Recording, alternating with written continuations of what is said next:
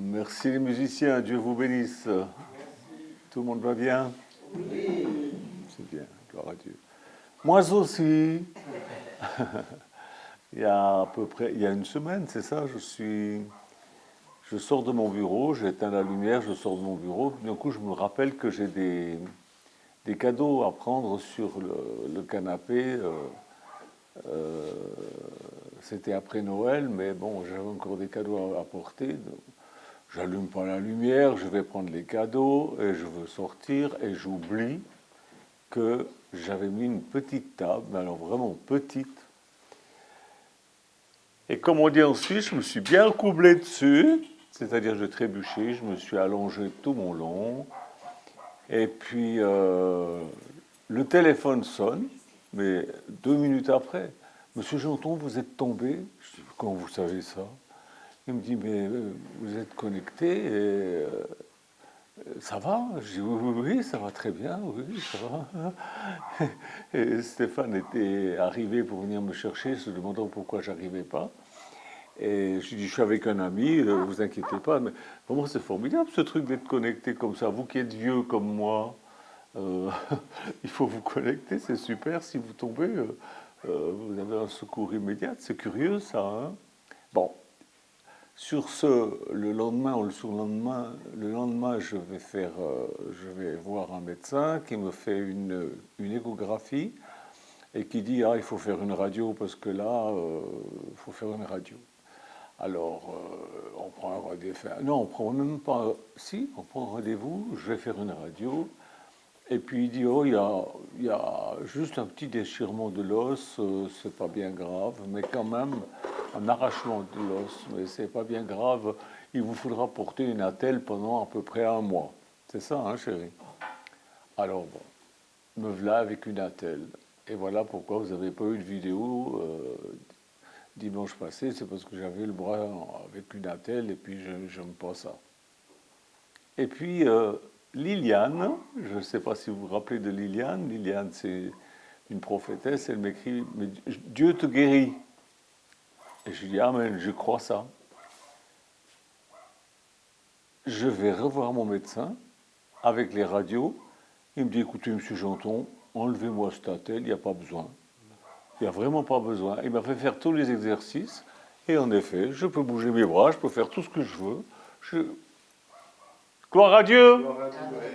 Dieu est vivant, Dieu est bon, Dieu est grand. Et nous ne prions pas en vain. Ce matin, je vais reprendre ce que je vous disais au sujet de l'intelligence. Vous vous rappelez, j'avais commencé une série de prédications là-dessus l'année passée. Et je voudrais revenir là-dessus, parce que c'est important. Puis après, j'arrête, parce que faut changer aussi un petit peu, pas faire que des séries. Si votre esprit est fermé aux choses de Dieu, c'est que votre intelligence est fermée. La Bible dit, l'insensé dit dans son cœur, il n'y a pas de Dieu. Dieu qui nous interdit de dire que les gens sont insensés, il le dit lui-même. Les insensés disent, il n'y a pas de Dieu. Parce que le Saint-Esprit parle à notre esprit humain, pas à notre âme, jamais à notre âme. Il parle à notre esprit humain, et notre esprit humain exprime sa pensée au travers de notre intelligence, c'est-à-dire de notre âme qui apprend ou qui n'apprend pas. Si l'intelligence est bloquée, eh bien votre esprit n'aura aucun contact avec l'Esprit de Dieu. C'est pas que Dieu peut pas, mais c'est une loi, c'est comme ça. C'est comme ça que ça se passe, et puis ce ne sera jamais autrement, parce que Dieu a décidé que c'est comme ça.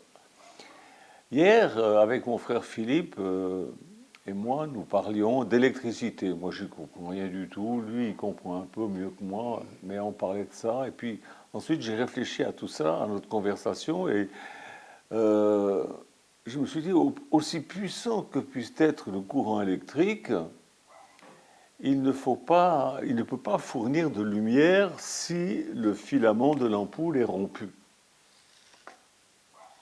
C'est clair.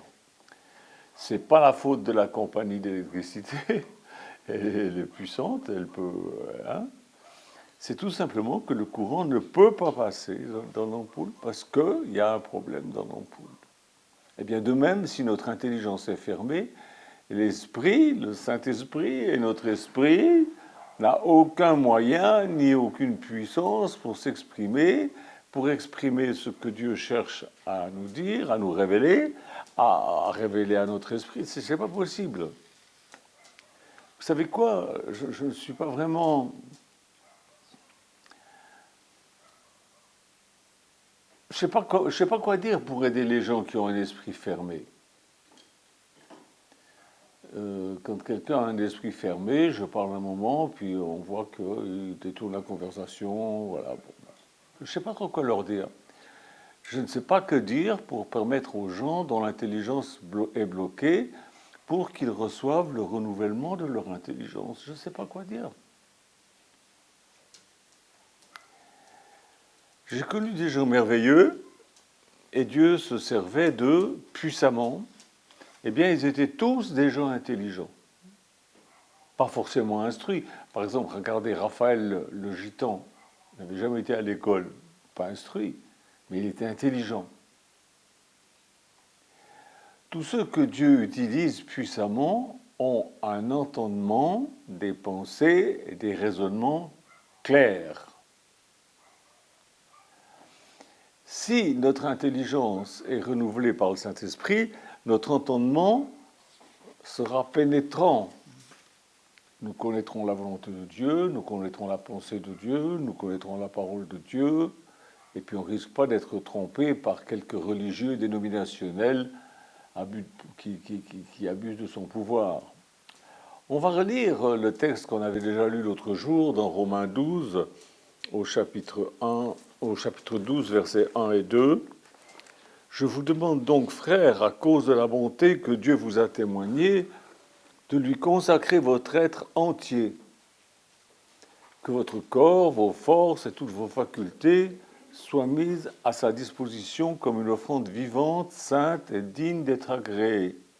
Ainsi, toute votre vie servira Dieu. C'est là le culte nouveau qui a un sens, un culte logique, conforme à ce que la raison vous demande. Ne vous coulez pas simplement dans le moule de tout le monde. Ne conformez pas votre vie aux principes qui régissent le siècle présent, mon Dieu. Ne copiez pas les modes et les habitudes du jour. Laissez-vous plutôt entièrement transformer par le renouvellement de votre mentalité. Adoptez une attitude intérieure différente. Donnez à vos pensées une nouvelle orientation afin de pouvoir discerner ce que Dieu veut de vous. Ainsi, vous serez capable de reconnaître ce qui est bon à ses yeux, ce qui lui plaît et qui vous conduira à une réelle maturité. Là, Paul nous parle de quoi? Il nous parle de consécration. Paul nous exhorte les croyants à offrir leur corps à Dieu et tout ce qui concerne leur vie en vue de le servir.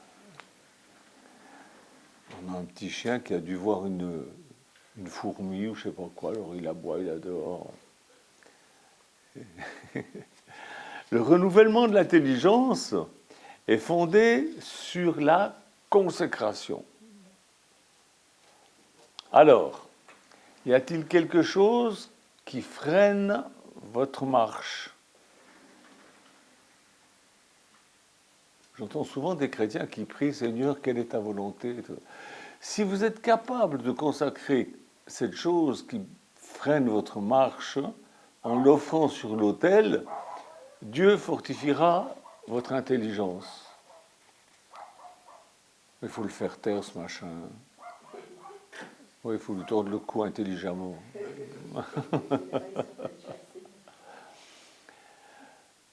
Vous pouvez connaître le cœur de Dieu, sa volonté. Vous pourrez comprendre sa pensée, ses plans et ce qui concerne les choses de Dieu et même l'avenir. Il faut faire attention cette consécration, il faut la faire, cette transaction, en détail. Alors, vous serez capable, vous serez à même d'établir quelle est la volonté de Dieu acceptable pour vous. Parce qu'il y a des volontés de Dieu générales, hein, par exemple, il faut évangéliser, il faut prier pour les malades, il faut être gentil, il ne faut pas voler, il ne faut pas tuer, il ne faut pas mentir, ça c'est général. Mais pour votre vie, pourquoi vous êtes sur cette terre? Une raison. Dieu veut quelque chose pour vous. Alors beaucoup annoncent généralement qu'ils ont le désir d'obéir à Dieu en toutes choses. Et pourtant, le fait demeure qu'ils ne savent pas ce qu'ils disent quand ils disent ça. Parce qu'ils sont loin de l'obéissance parfaite. Souvenez-vous de Pierre, l'apôtre Pierre, même tous l'apôtre Pierre. Hein. Je crois que quand on va arriver là-haut, il va me dire, dis donc, hein, qu'est-ce que tu as tapé sur moi? Non, mais je ne tape pas sur Pierre. Mais c'est un exemple qui est écrit pour notre instruction. Je regarde Matthieu 26, 35. Alors,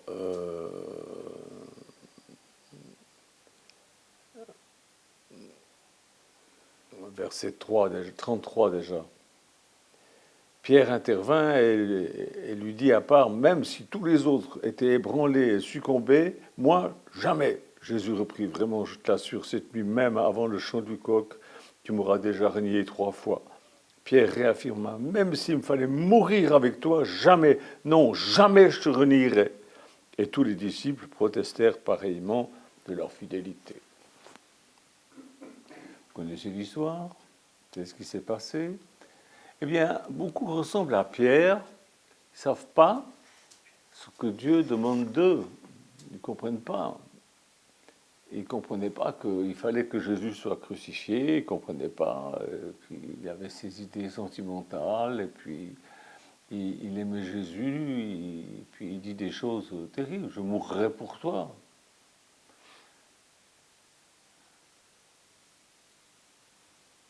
Beaucoup croient que Dieu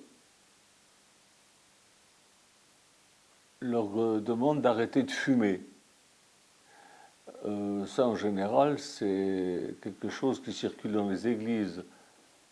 Ah ben, si tu as arrêté de fumer, c'est que tu es chrétien. Hein. Combien de fois j'ai entendu ça? Ah ben non, il n'est pas vraiment converti, il fume encore. C'est très bien d'arrêter de fumer, parce que fumer, c'est mauvais pour la santé. Mais c'est qu'un premier pas dans la vie spirituelle, parce que c'est pas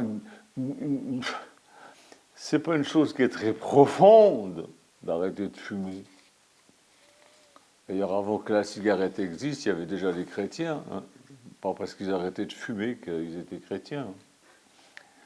Progressivement, le nouveau croyant, il va être amené à découvrir en outre que, par exemple, la jalousie, l'orgueil, bref, les caractéristiques de la nature humaine sont mauvaises. Alors il va marcher de progrès en progrès. C'est ce que la Bible nous dit. Nous marchons de progrès en progrès. Et plus tard, quand il aura compris déjà ces 3-4 choses au sujet de la jalousie, l'orgueil, Dieu va lui enseigner qu'il doit renoncer à sa propre opinion dans le travail de Dieu. Je me rappelle que quand en France les premiers magnétoscopes sont apparus, Bill Williams, le directeur de Teen Challenge, en a acheté un et il nous a passé une vidéo de David Wilkerson et il y a un équipier qui a dit c'est pas comme s'il était là, on sent pas la présence de Dieu quand on regarde un écran. Il avait son opinion, voilà, c'était quelque chose de nouveau, son intelligence n'arrivait pas à capter le truc qu'on pouvait très bien. Combien de personnes ont été guéries simplement en écoutant une prédication sur Internet? Mais maintenant, c'est classique, tout le monde le sait. Mais lui, à l'époque, non. Ceci,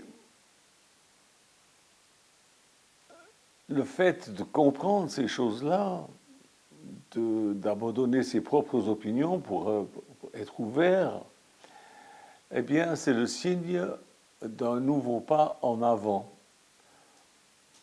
En un mot, Dieu exige chaque fois davantage.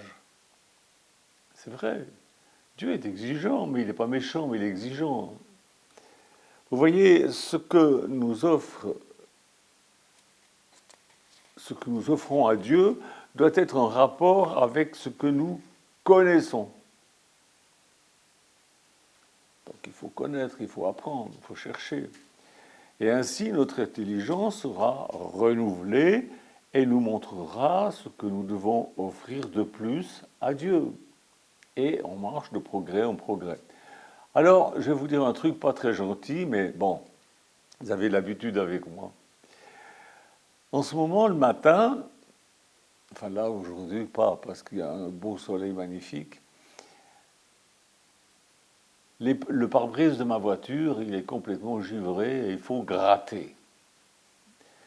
Et je crois que l'intelligence de trop de chrétiens ressemble à mon pare-brise. Il faut gratter, il y a de quoi gratter, et gratter fort pour certains.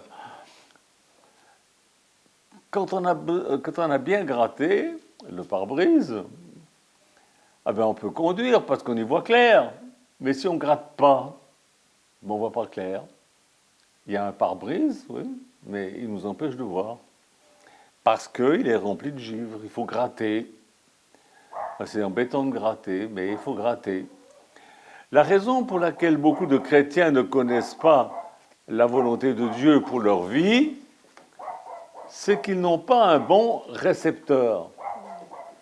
Ils ne peuvent que deviner ou supposer ce que c'est que la volonté de Dieu pour eux.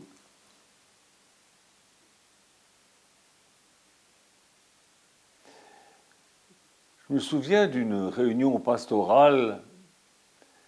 J'avais été invité par le frère Le Cossec à descendre avec lui. Et dans le train, on avait parlé. C'est là qu'il m'avait parlé de l'Inde, etc.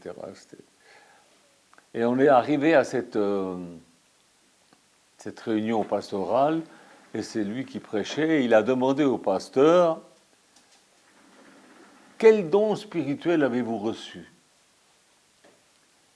Eh bien, aucun n'a su répondre.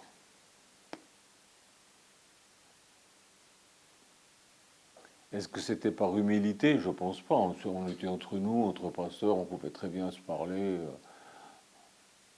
Moi, j'étais jeune converti, mais je savais ce que j'avais reçu. Et depuis, j'ai reçu d'autres choses et je sais ce que j'ai reçu. Paul écrivait aux Romains, au chapitre 14, verset 5, il disait « Pour un tel, certains jours sont plus sacrés que d'autres. Pour celui-là, ils se valent tous. Que chacun se forme là-dessus une opinion personnelle et qu'il s'y tienne. Il s'agit de bien savoir ce qu'on fait et pourquoi on le fait. » Ben oui, c'est la moindre des choses, sinon on nage dans la mélasse. Si on ne sait pas pourquoi on fait les choses, ou si on les fait parce que le grand gourou machin de la dénomination truc l'a dit, c'était effarant. C'était déjà un problème donc dans l'Église primitive. Il s'agit de savoir ce qu'on fait et pourquoi on le fait. Parce que demandez toujours à Dieu, Seigneur, qu'est-ce que tu veux que je fasse? Vous pouvez passer votre vie entière. Moi, j'ai rencontré un vieil homme un jour. Ben, tiens, c'est le frère de celui qui aimait pas, qui sentait pas l'onction au travers de la télévision. C'était son frère. Il était vieux, il m'avait invité. Et puis j'ai rendu mon témoignage et il s'est mis à pleurer. Il a dit, eh ben, c'est ce que j'aurais dû faire dans ma vie. J'ai raté ma vie. C'est pas ma faute. Hein, il avait qu'à faire, non pas seulement chercher la volonté de Dieu, mais simplement commencer à faire ce qui est écrit déjà. Et puis ensuite, Dieu dirige. On va lire Luc 24, 44. Luc 24, 44. Et voilà ce qui est dit là.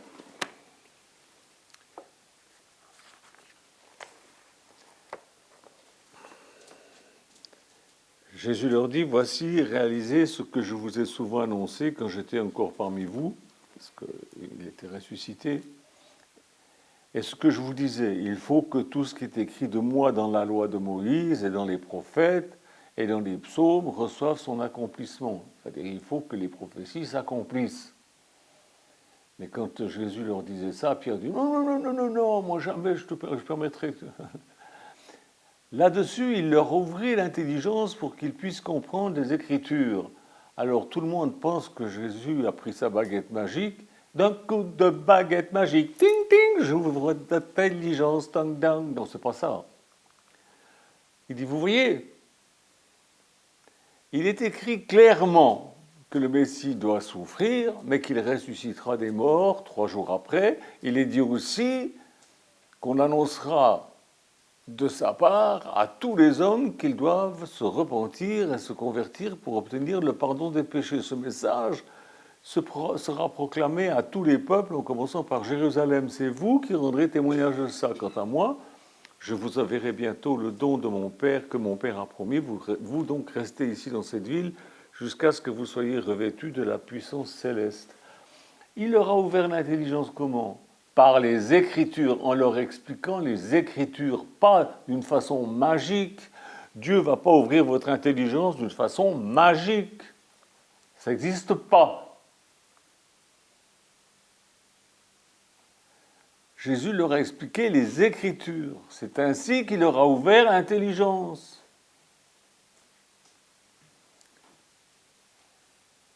Chaque fois que vous lisez la Bible, priez pour que Dieu vous donne de comprendre la vérité. Alors il se peut que vous ne compreniez pas tout de suite ce que vous lisez. Et puis tout d'un coup, un jour, on ne sait pas pourquoi, un concours de circonstances, n'importe où, le Saint-Esprit vous rappelle ce que vous avez lu et votre intelligence se trouve enrichie, renouvelée au sujet de ce que vous avez lu. C'est pourquoi la Bible nous dit, le Saint-Esprit vous rappellera ce que je vous ai dit. Mais si vous ne lisez pas ce qu'il dit, comment voulez-vous que le Saint-Esprit vous rappelle ce qu'il a dit si vous ne savez pas ce qu'il a dit ? Alors il est nécessaire de lire, et même si vous ne comprenez pas, au moment où vous en aurez besoin, vous comprendrez, vous saurez, parce que vous aurez lu. C'est comme ça que ça marche, et puis c'est pas autrement. Dieu ne révèle jamais d'un seul coup la vérité dans sa totalité. C'est pas vrai. Moi, au début, quand je me suis converti, j'ai cru que je savais tout. Parce que c'était tellement extraordinaire de voir que, d'apprendre que Jésus était mon sauveur, qu'il pouvait guérir les malades, qu'il pouvait délivrer les possédés, tout ça. Je croyais que c'était tout. Puis après, j'ai vu que non, il y a encore d'autres choses.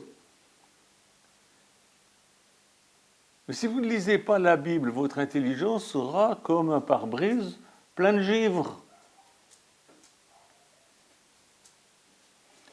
Depuis des années, je prêche que Dieu n'est pas venu pour créer des religions chrétiennes. Vous savez à quoi elles servent, les religions chrétiennes ? À se chicaner entre elles. Non, pas que ça, mais elles se chicanent entre elles. Bon, je me rappelle, pour aller dans l'église où j'allais en Suisse, à Lausanne, on devait sortir du métro et passer devant une église. Et puis ensuite, j'allais dans mon église. Et dans mon église, on disait, il ne faut surtout pas s'arrêter. S'ils distribuent des tracts et puis qu'ils disent qu'il faut rentrer chez eux, il ne faut pas y aller parce que c'est une secte. Puis après, j'ai appris que non, ce n'est pas une secte. Ils croyaient exactement la même chose que nous, mais ils avaient un autre nom. L'église où j'allais, c'était les Assemblées de Dieu. Puis eux, ils s'appelaient les... je ne sais plus comment. Mais ils croyaient exactement la même chose. Simplement, il y avait eu une division, et puis ils avaient créé leur propre nom. C'est pour ça qu'on dit dénomination. Ça vient de là, les dénominations. Ils se donnent des noms pour se différencier les uns des autres. Et ça fait des années que je prêche que Jésus n'est pas venu pour créer ces religions. Je dis toujours, moi j'aime Jésus, mais je suis religieusophobe. Il est venu pour créer une église sous la forme d'une communauté de vie. Le seul modèle qu'on a dans la Bible, c'est Actes chapitre 2, Actes chapitre 4, où il est dit qu'ils vivaient en communauté, ils mettaient tout en commun, et que nul ne disait que c'est bien de leur partenaire au propre, et puis qu'ils prenaient leur repas ensemble, etc., etc., etc. Je le prêche depuis des années. Les gens écrivent Amen, Amen, Amen, mais ils ne le font pas. Même parmi mes amis chrétiens, ils n'ont encore pas compris. Au sujet de la Trinité, combien de fois j'ai enseigné au sujet de la Trinité? Il n'y a pas trois dieux, il y a un Dieu. Enfin, j'ai déjà prêché des milliers de fois, je ne vais pas recommencer. Mais c'est pareil. Ils restent avec leur Trinité. C'est une invention des catholiques.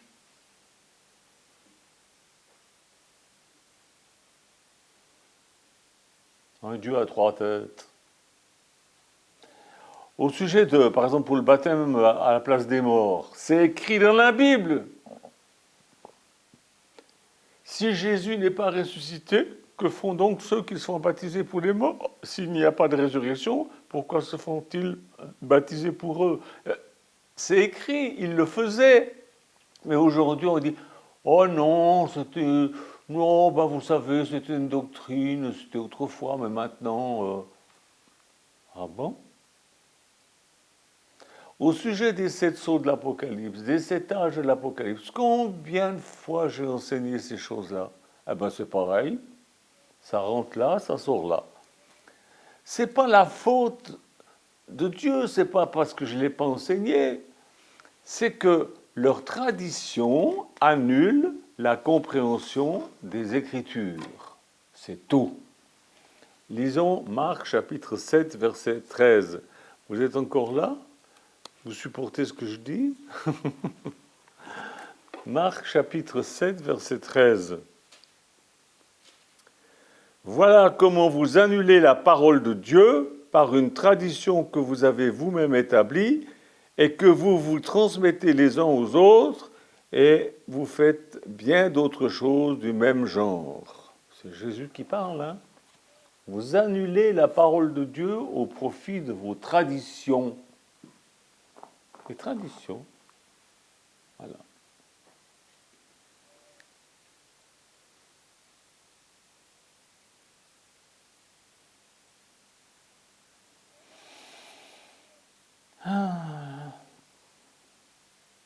Par moments, je suis découragé et je me demande si je ne vais pas arrêter d'enseigner et puis vous prêcher un évangile bébête, parce que je peux très bien y arriver, hein.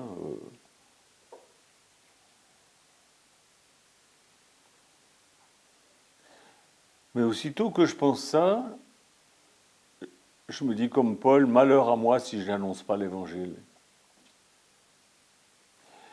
On va lire 1 Corinthiens 9, 16.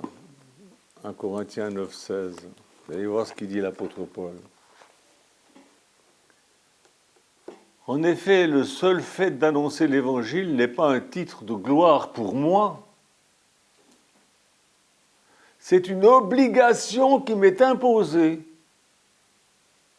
Par qui? Par Dieu. Je me sens contraint de le faire, et malheur à moi si je ne prêche pas la bonne nouvelle. Alors je continue. On voit bien que parfois Paul était aussi découragé, hein.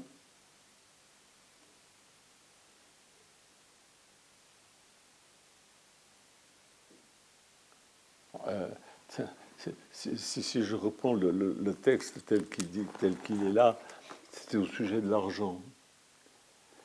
Il leur dit juste avant, « Puisque nous avons semé parmi vous les biens spirituels, serait-ce de notre part une prétention exorbitante si nous attendions de vous quelques avantages matériels ?» Parce que les gens ne le soutenaient pas. Ils disaient « Amen, ça m'a fait beaucoup de bien. » Mais ils ne soutenaient pas Paul. Paul, pour pouvoir vivre, il est obligé de fabriquer des tentes et puis de les vendre. L'apôtre Paul.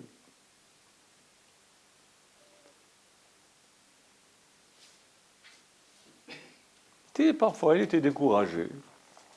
Mais il connaissait la volonté de Dieu et il la faisait, même si ses auditeurs restaient bloqués avec du givre sur leur pare-brise. Vous savez, Dieu nourrit celui qui a son intelligence ouverte afin qu'il puisse nourrir les autres. Mais si les autres ne veulent pas manger, qu'est-ce que vous voulez qu'on y fasse?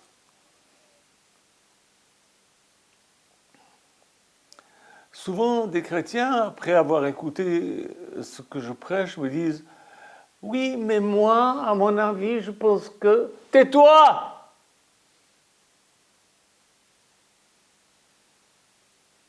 Ne laisse pas les pensées extérieures te dominer. Je pense que la Bible dit, puis toi tu te permets de penser que. Ouais, le temps des miracles c'est fini. Je pense, à mon avis, je pense que le temps des miracles est fini. Combien de fois j'ai entendu ça? Moi je ne crois pas que le temps des miracles est fini. Voilà pourquoi je vois des miracles. Ah oui, non, mais ça c'est...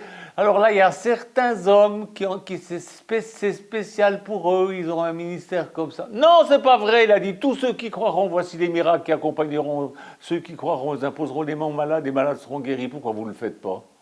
Pourquoi? Ah non, c'est les ministères, il faut avoir une carte de pasteur. Tradition! C'est une tradition qui vous oblige, les femmes doivent se taire dans l'église. Oui, Paul a dit ça aux Corinthiens. Une église où il y avait un désordre pas possible, où les bonnes femmes interrompaient le pasteur qui prêchait, elles faisaient du bruit, elles parlaient entre elles pendant la prédication, puis elles voulaient enseigner, puis elles disaient des âneries. Pourquoi? Parce qu'elles étaient sans instruction. À cette époque-là, la femme n'avait pas le droit à l'instruction. Mais aujourd'hui, les femmes ont accès à l'instruction. Et il y a des femmes beaucoup plus instruites que certains hommes, et des femmes beaucoup plus intelligentes que certains hommes, et moins efféminées aussi. Non mais...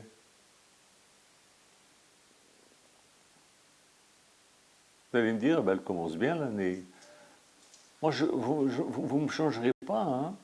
Le message que j'ai à donner, je le donne.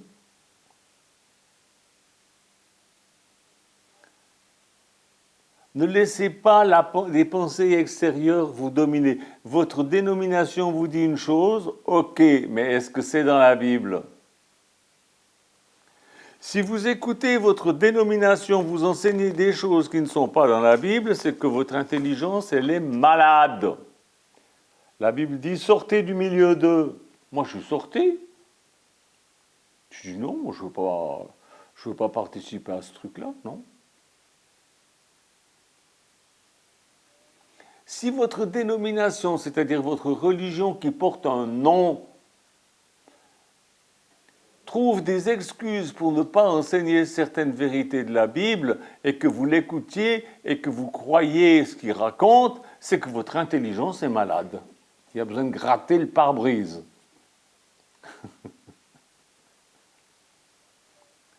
Contrôlez vos pensées, ne laissez pas une personne contrôler vos pensées, ne laissez pas une religion contrôler vos pensées. Il faut que vos pensées soient telles que celles qui sont dans la Bible. Tout est dans la Bible. Alors, comme je dis, Dieu ne révèle pas tout de suite, mais si vous ne lisez pas la Bible, ça devrait être aussi simple et aussi naturel que d'ouvrir et fermer les paupières. Moi, je ferme et j'ouvre les paupières sans avoir besoin d'y réfléchir. Je ne me dis pas, ah ben tiens, il faudrait que je ferme les paupières. Tiens, il faudrait que je les ouvre. Hop. Tiens, il faudrait que je respire. Non, c'est automatique. Pour un chrétien, ça devrait être automatique. Que Dieu vous aide. Hein, je ne parle pas à tout le monde, je parle à ceux qui ont ce problème de manque d'intelligence. Que Dieu vous aide. Je prie pour que Dieu ouvre votre intelligence quand vous lisez votre Bible. Amen et Amen. Au revoir, que Dieu vous garde.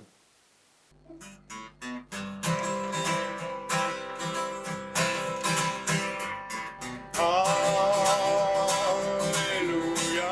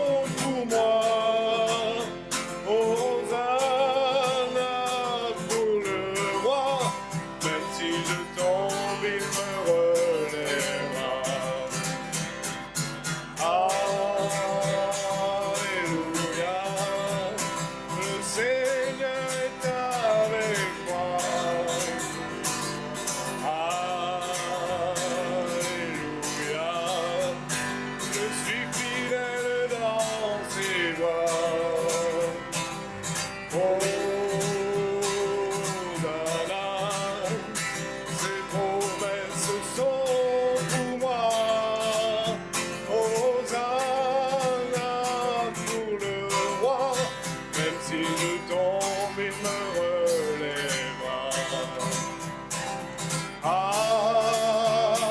Alléluia, le Seigneur est avec moi. Alléluia, je suis fidèle dans ses voies. Hosanna, ses promesses sont